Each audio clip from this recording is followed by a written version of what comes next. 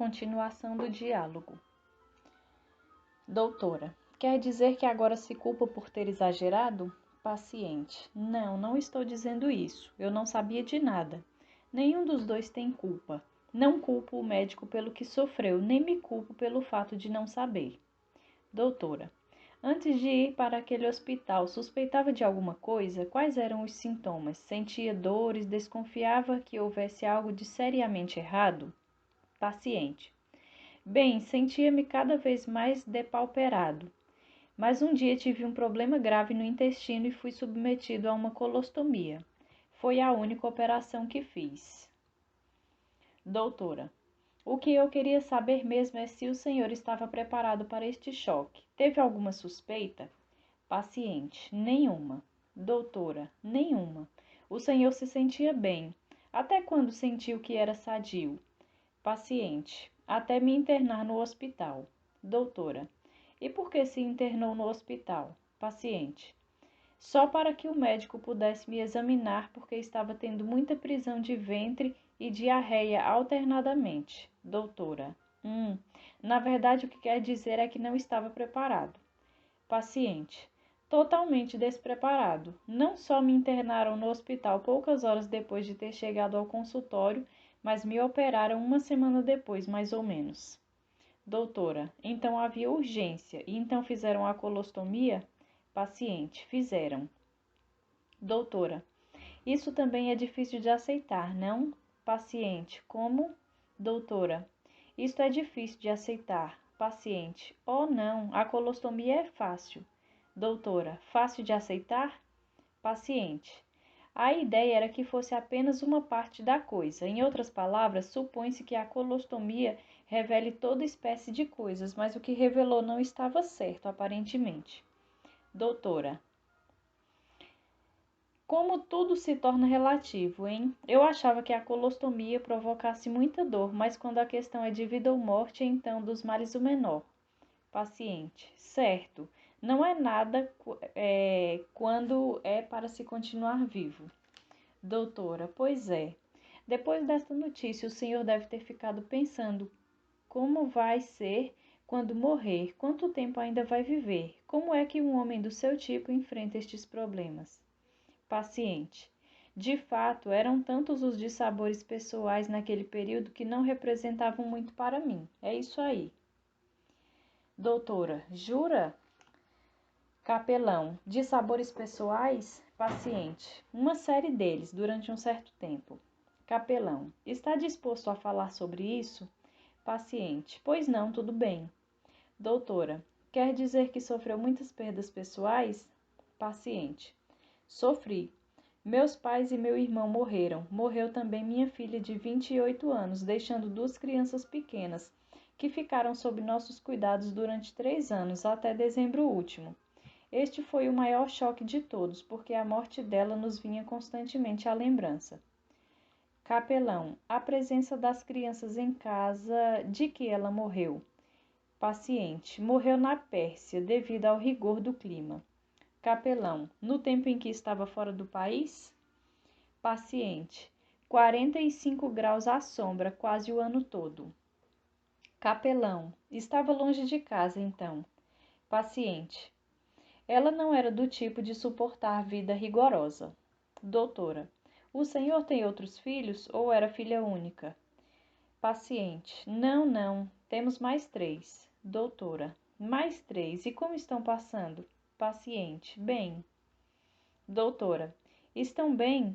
Sabe o que não entendo? O senhor é um homem de meia idade, ainda não sei a sua idade, e em geral, a essa altura, a pessoa já perdeu os pais. Naturalmente, a dor de perder uma filha é bem maior, pois perder um filho é sempre muito doloroso.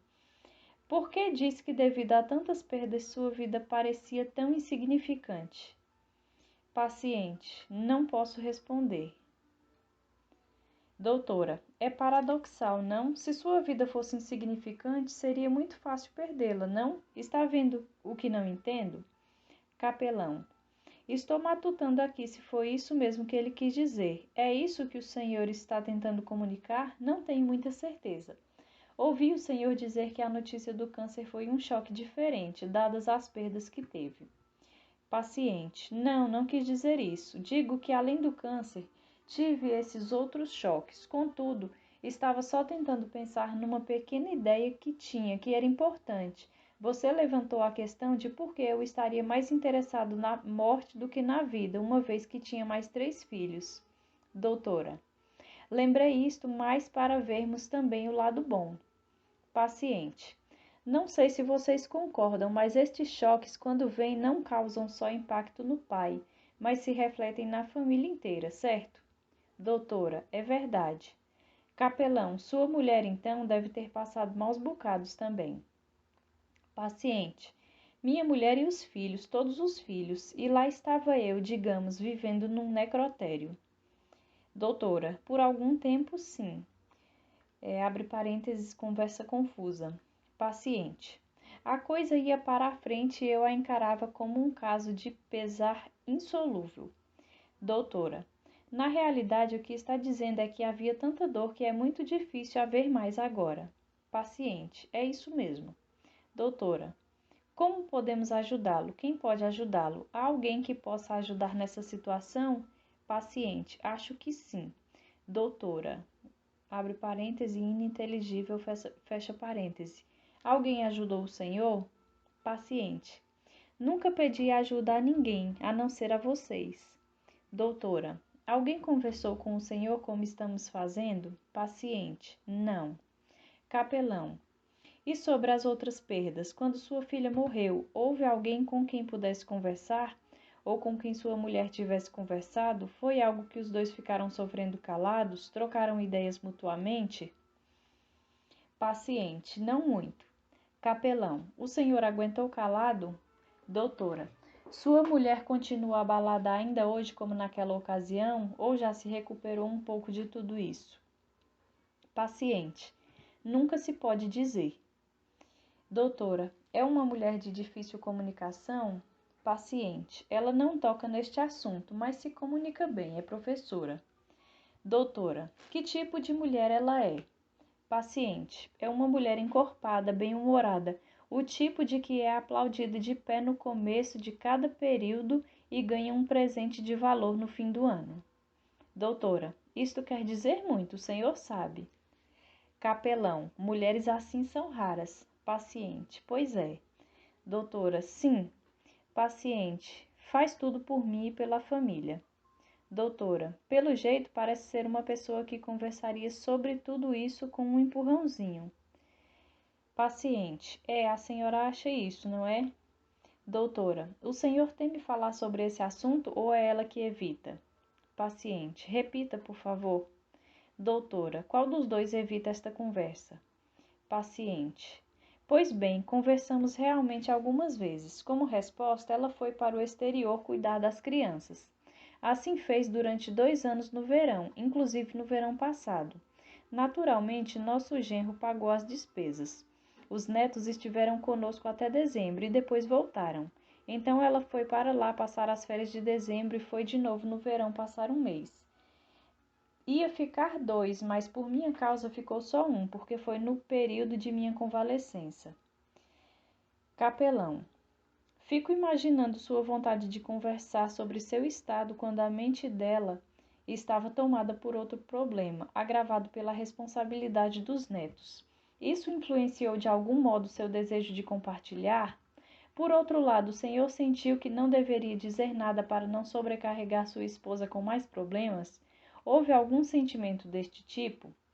Paciente: há outros problemas entre nós, embora seja uma dessas pessoas muito responsáveis, como já disse antes, considera-me um homem que nunca trabalhou bem. Doutora: como assim? Paciente: eu não ganhava o suficiente. Com 4 filhos, era assim que ela se sentia. Acha que devo ser como o genro, sabe?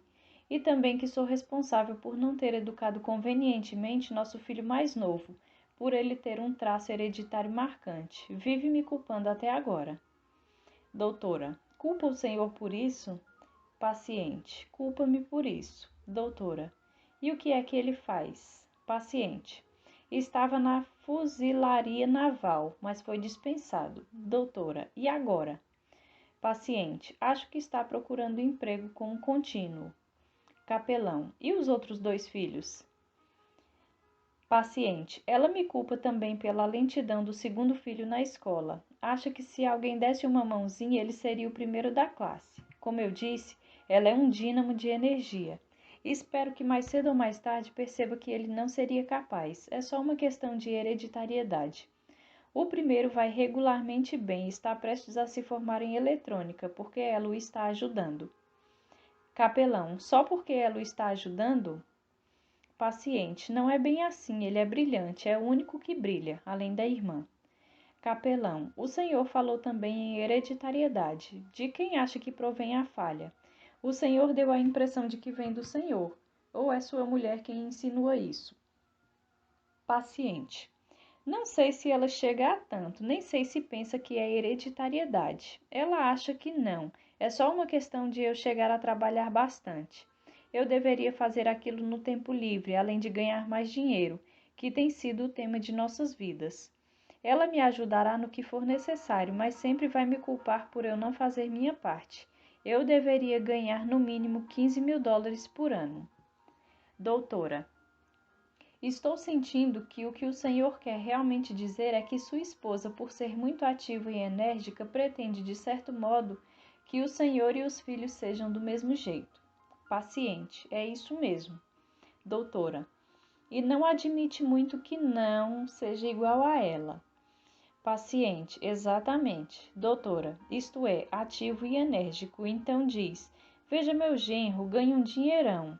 Provavelmente ele é muito ativo e enérgico. Paciente: não só o genro, mas todos os conhecidos dela. Doutora: acho que isso tem influência no paciente, porque quando adoece e fica mais fraco. Paciente: como? Doutora: quando o senhor adoece e fica mais fraco, torna-se menos ativo e enérgico e ganha menos. Paciente: de fato, um dia disse-lhe isso. Quando cheguei aos 40 e definhava um pouco, disse entre meus botões: puxa, cara, se o negócio está assim agora, imagine como será mais tarde, com ela ficando cada vez mais ativa. Doutora: será terrível, não? Paciente: porque ela está cada vez mais ativa. Doutora: o que, em outras palavras, significa que vai ser muito pior para o senhor. Ela não tolera ninguém em cadeira de rodas, não é? Paciente: é extremamente intolerante com quem não brilha muito. Doutora: mesmo fisicamente fraco, o senhor é capaz de ser brilhante e sabe disso. Paciente: sei. Doutora: mas ela não tolera quem é fisicamente incapaz de fazer as coisas. Paciente: é. Doutora: porque o senhor sempre pode ser brilhante. Paciente: bem, quando dizemos brilhante, queremos dizer fazer as coisas com brilhantismo. Isso é o que ela quer.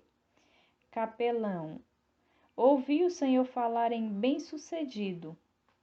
Paciente: bem-sucedido, é isso. Doutora: compreendo. Capelão: que não se tenha só capacidade, mas que essa capacidade sirva para alguma coisa. Ocorre-me agora que, com este tipo de coisa acontecendo, fica descartada qualquer ocasião para o senhor falar sobre si e suas dores. Paciente: exatamente, isso é válido também para os filhos.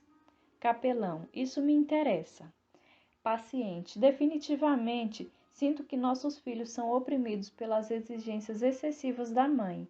Além de ser professora, por exemplo, é exímia costureira. É capaz de cortar e fazer um terno em apenas um fim de semana. E garanto que fica mais bonito do que os ternos de US$ 250 que se veem por aí.